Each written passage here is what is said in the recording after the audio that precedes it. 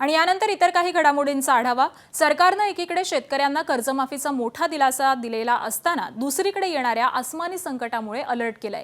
यंदा देशावरती अल निनोचं संकट आहे, ज्यामुळे यंदाचं वर्ष हे दुष्काळी ठरू शकतं। अल निनोमुळे महाराष्ट्रामध्ये उष्णतेची लाट, अनियमित पाऊस आणि दुष्काळ सदृश्य परिस्थिती ही निर्माण होण्याची शक्यता आहे। त्याबरोबरच या काळामध्ये तापमानामध्ये वाढ, शेतीवरती ताण, आंबा पिकावरती परिणाम आणि शहरी पाण्याची टंचाई ही उद्भवू शकते।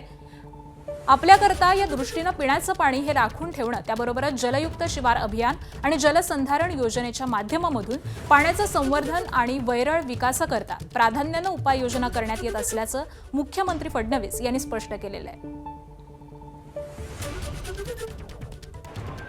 अनेक आता हवामान अंदाज असं सांगतायत की अल निनोचं वर्ष असेल, त्यामुळे दुष्काळ सदृश्य परिस्थिती तयार होईल आणि यावर्षी पाऊस कमी पडेल अशा प्रकारचा अंदाज आहे। त्या दृष्टीनेही आत्तापासून तयारी करून या आपत्तीचं जेवढं जास्तीत जास्त सौम्यीकरण करता येईल, मग वैरण विकास असेल, पिण्याचं पाणी राखून ठेवणं असेल, जलसंधारणाचं काम असेल, ही सर्व कामं आपण त्या ठिकाणी हातामध्ये घेणार आहोत।